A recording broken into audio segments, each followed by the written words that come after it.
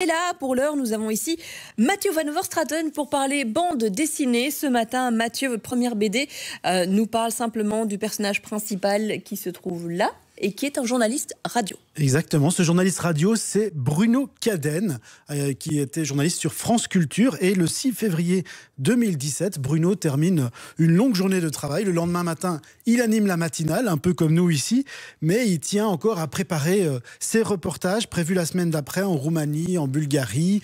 En fait, Bruno Cadenne, c'est vraiment quelqu'un qui a la bougeotte depuis toujours. Il a été correspondant à Moscou pendant 5 ans. Il a vécu à Tunis pendant les printemps arabes. Il a couvert 3 fois les Jeux Olympiques d'hiver. Donc c'est vraiment quelqu'un qui est très très dynamique. Mais ce soir-là, sa vie bascule brutalement. Juste après être rentré chez lui, il se verse un verre de vin et il tombe sur le sol, victime d'un AVC, comme foudroyé. Il n'arrive plus à bouger son corps. Dans un ultime réflexe, avec son bras gauche, il parvient quand même à agripper le téléphone portable qui se trouve dans la poche de son pantalon et à appeler sa femme, Galina.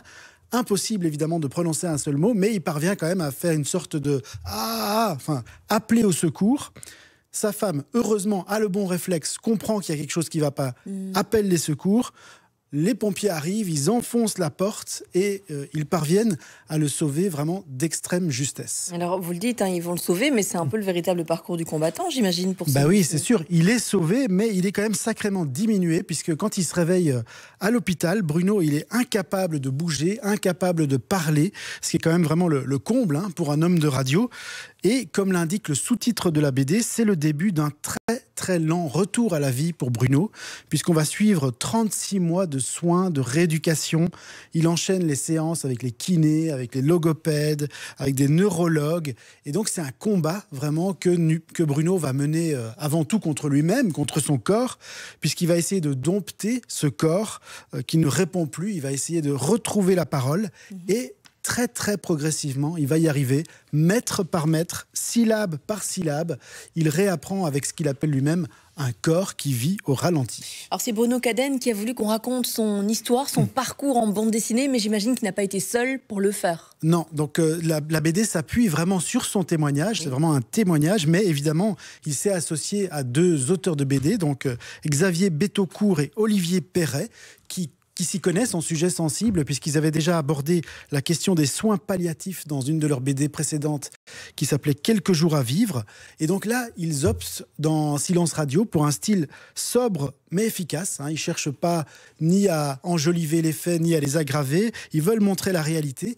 Et vraiment, l'une des bonnes trouvailles de cette BD, c'est que le lecteur parvient à voir ce que pense Bruno. Donc les gens ne savent pas, ils sont incapables de communiquer avec lui, mais nous, on sait ce qui se passe dans sa tête. Et clairement, ça nous aide à nous identifier à Bruno. Mathieu, selon vous, cette BD, elle est réussie? À qui elle s'adresse en fait? Alors, c'est bien sûr un témoignage très intéressant, mais c'est surtout un énorme message d'espoir pour toutes les victimes d'AVC.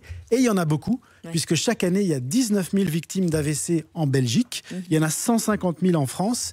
Et donc, c'est une BD, quelque part, qui montre à quel point c'est dur de se relever d'un AVC, mais qui est aussi un message d'espoir dans le sens où il ne baisse jamais les bras, Bruno. C'est tellement passionnant. En fait, je suis désolé, je m'aperçois que je ne suis pas en train de t'écouter, je suis en train de regarder ce qui est diffusé dans les écrans, parce que chaque image te donne un vrai coup de poing. On est avec lui. Oui, c'est vraiment dingue. Et ce qui est génial, c'est que 36 mois après, il a repris le travail. Donc c'était vraiment son objectif. Il va bien. De retourner à France Culture. C'est plus la même personne, mais il parvient quand même à télétravailler et à travailler au service web de la radio. Donc c'est l'avantage de la technologie, c'est qu'on peut changer quelque part de métier tout en restant quand même journaliste. Ça s'appelle Silence Radio. Si ça vous tente, on peut la remporter. Cette BD, on vous l'offre aujourd'hui avec une autre qui s'appelle Moon, qu'on va découvrir tout à l'heure et qui est très intrigante.